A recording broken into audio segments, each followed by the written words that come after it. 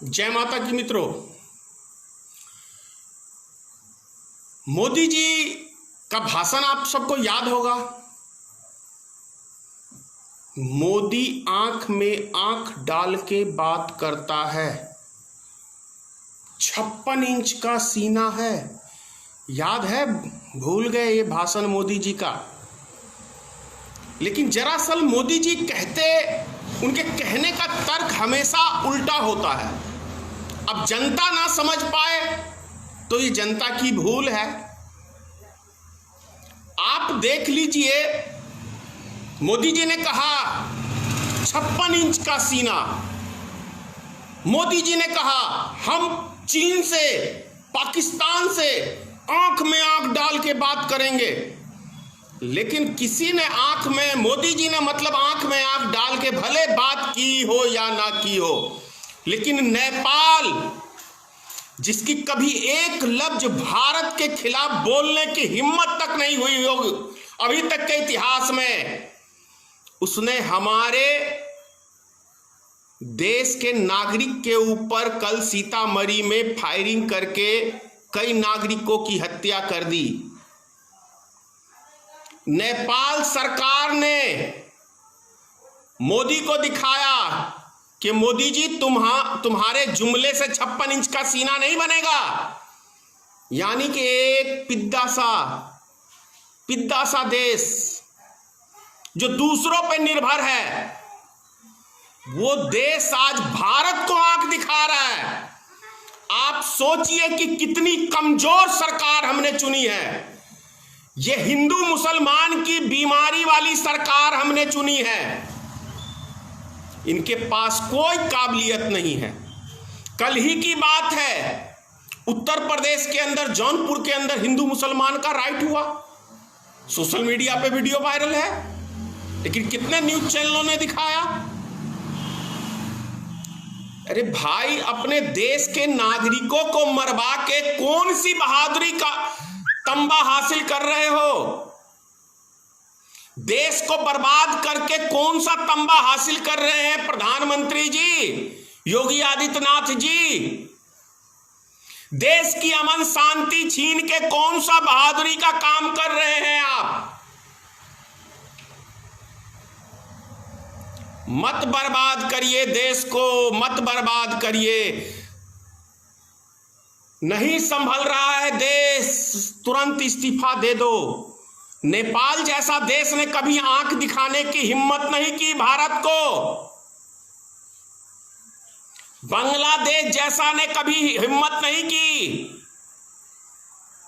पाकिस्तान के 2 टुकड़े हो गए थे, आज वही देश सब भारत को आंख दिखा रहा है। 2500 किलोमीटर जमीन आपकी सत्ता में चाइना ने कब्जा कर लिया और आप मीडिया में अब्बा उड़ाए जा रहे हैं। भारत के इतिहास में अंधभक्त कुछ भी आपको समझे, क्योंकि वो अंधे हैं, अकल से पैदल हैं, आंख से अंधे हैं उनको, क्योंकि वो आपके क्या कहते हैं, वो एक नशा होता है ना, वो स्मैक, आपने उसको स्मैक पिला के उसकी बुद्धि भ्रष्ट कर रखी है, तो उसे अच्छे बुरे का कोई ज्ञान नहीं है। कहां हमारा मुल्क जा रहा है, कहां हमारा समाज जा रहा है, हम दुनिया की नजर में कहां चले गए हैं।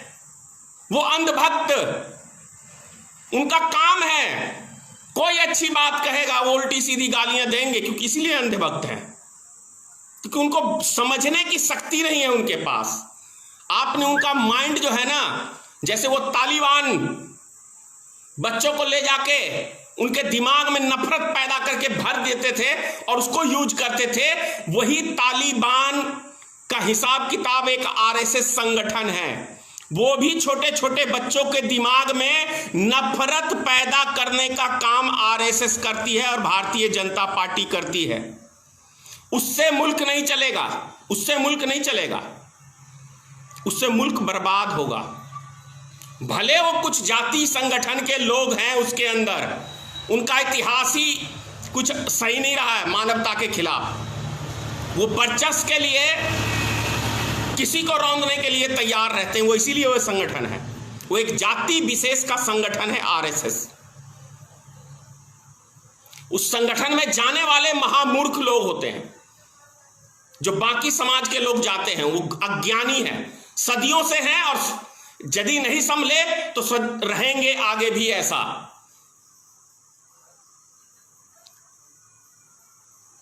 मोदी जी गरीबों की बात किए, लेकिन फायदा किसको पहुंचाने का काम किया? अमीरों को।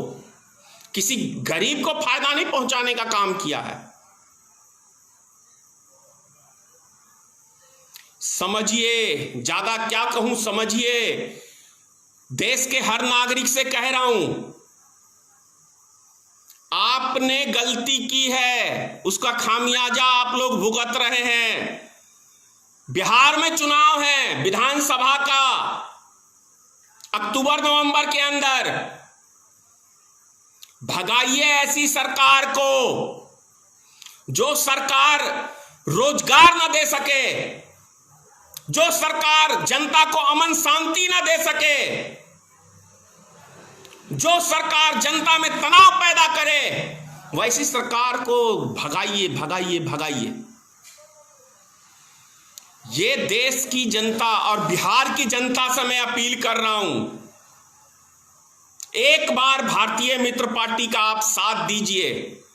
वादा करता हूं आपका पलायन मात्र 2 साल, 5 साल की जरूरत नहीं है, 2 साल में रोक के दिखा दूंगा। 2 साल में बिहार में इतने रोजगार हो जाएंगे उपलब्ध। एक मौका भारतीय मित्र पार्टी को आप दें। जय हिंद, जय भारतीय मित्र पार्टी, सीताराम, जय मां दुर्गा।